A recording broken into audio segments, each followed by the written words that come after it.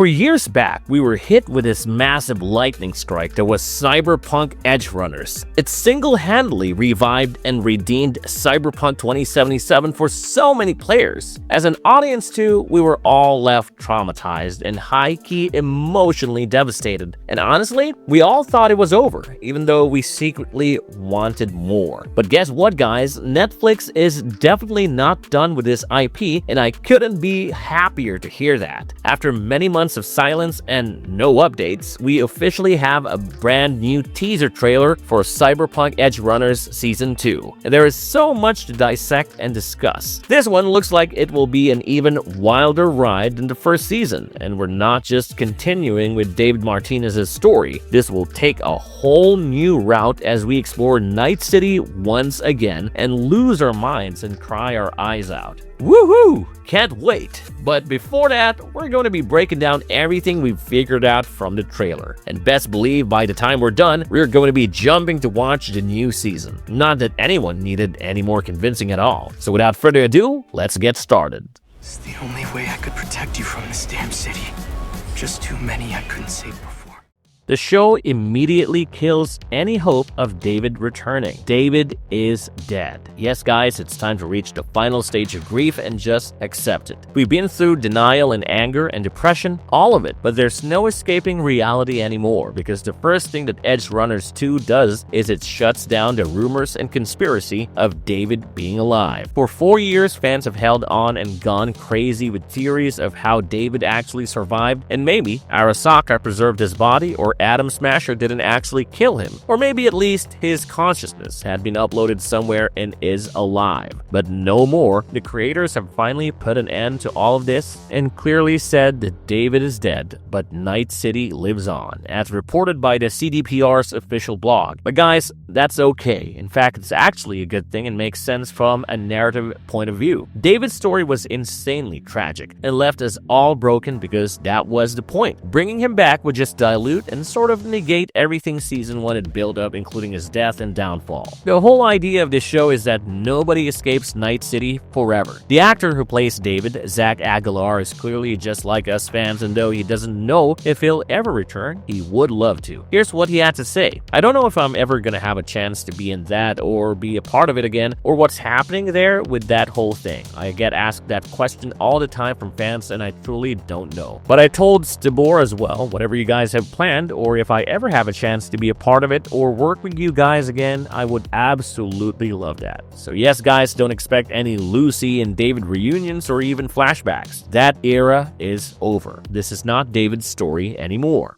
Night City has officially become the real main character. So if it's not David, then who? Well, we do have a new bunch of characters, more on that later, but it's starting to become clear that Night City is and will be the main character. Even the plot synopsis of sorts that the blog sets up reads as follows. In a city that thrives in the spotlight of violence, one question remains. When the world is blinded by spectacle, what extremes do you have to go to make your story matter? The focus is definitely shifting to the city itself, and I think that's a great decision because let's be real, Night City is so much more than just a backdrop. It was always another character, but this time it's becoming even more central to the story. It's like a living, breathing city that's feeding off of the ambitions of the people living in it. The city was and continues to be bigger than David. It's a world that is crumbling under corruption, violence, gangs, rogue AI, and desperate people just trying to survive. After all, David and the others come and go, but the city remains. And of course, the series is heavily being marketed as a standalone 10-episode story. So think of it more as an anthology style with the episodes interwoven to show the dark depths of the city. When we discuss the characters revealed, you'll realize even more how the city is going to be captured in a very unique lens this time. The trailer introduces 4 completely new characters and one particularly flips the script. This was definitely one of the most interesting parts of the trailer for me, figuring out the 4 brand new central characters and their roles and backgrounds. David and his crew are gone, and we have a new roster taking over. So the 4 characters are Week Kingsley, Dee, Talia Yang, and Roman Carax. Let's take them one by one. First up, this is the character that changes things significantly. We've got Week Kingsley. First off, he's he's a badass character that's definitely on the older side, which is great. CD Projekt Red social media manager Marcin Lukaszewski himself related a lot to this aspect. He said, "As someone who's just got a bit older, Week's character in Cyberpunk Edgerunners 2 resonates with me a whole lot. Can't wait for you guys to meet him when you watch the series. He is cool and for so many reasons." But that's not even the whole story. You see, Week King Kingsley is actually a veteran edgerunner who has been through some deep shit. He previously used to be one of the very best and heavily chromed top-tier edgerunners of Night City, but it all collapsed when he struggled with cyberpsychosis, which you can almost see in the trailer itself. So he does strip himself of all implants, which is why the eventual renaming of him as Weak. Now this changes things because imagine an edgerunner with no enhancements in a world that is constantly pushing for the next upgrade and never-ending chrome installations. This is a society where cybernetic enhancements are basically equal to social status. And there we have Kingsley, defying all these rules while also carrying some psychological pain and trauma that will definitely be interesting to watch, and I can't wait to see how it all plays out. Of course, tragically, but nonetheless. Okay, now next up we got D. And yes guys, it's not just the letter of the alphabet, but the newest addition to our Edgerunners roster. We don't know a whole lot about him except that he's a member of Snake Nation and wants revenge for the destruction of his clan. Then there's also Talia Yang, who's a former corporal with pink hair and a penchant for violence and acrobatics. She appears very clearly in the trailer and really sets the tone for this new season, upping the stakes of violence even more. And finally, we got our protagonist, Roman Carax, who's a cinephile and wannabe director. He runs around Night City in search of stories in a city that abandoned cinema for brain dances. Armed with an analog camera, he tries to capture the horrors that this world actively ignores and turns away from. And it's clear that in this way, he stumbles upon many violent acts, particularly those committed by our other cast members.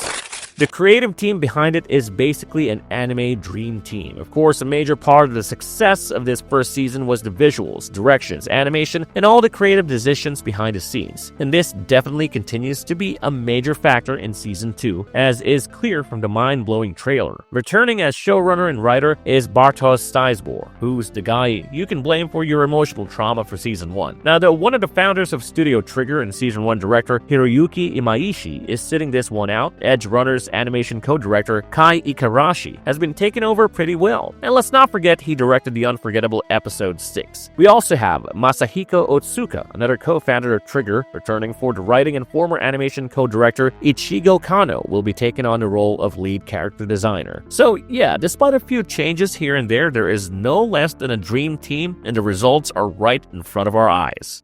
The music choice in the trailer might secretly reveal the entire emotional direction. Okay, so first off, the music choices from Season 1 were already such bangers, so we knew to expect something exceptional this time too. Fortunately, the original score for this season is by legendary composer Tsuneo Imahori, who is replacing Akira Yamaoka, who scored Season 1. And then there's the new track in the trailer, which is another surprise. Remember Season 1? We had I Really Want to Stay at Your House? And initially, we all thought it was just a cool high-energy track, but as the show and the story unfolded, it took on a whole emotional life of its own. It became significant because of David and Lucy's story. So, similarly, this time the trailer's theme You Can't Run From Me, written by Maria Kelly and Drew Polovic and performed by Rico Nasty, is also expected to reflect a core aspect of this story. Right off the bat, we notice the angsty vibe of it, which always works with Night City, but it also feels much more darker and aggressive. Like, it doesn't sound romantic at all, but almost predatory and dangerous. And that definitely fits into the darker theme of this season going forward. The trailer already teased a lot of brutality, a lot of violence and blood splatters everywhere. So guys, you better prepare yourselves yet again. This time might just break us for good.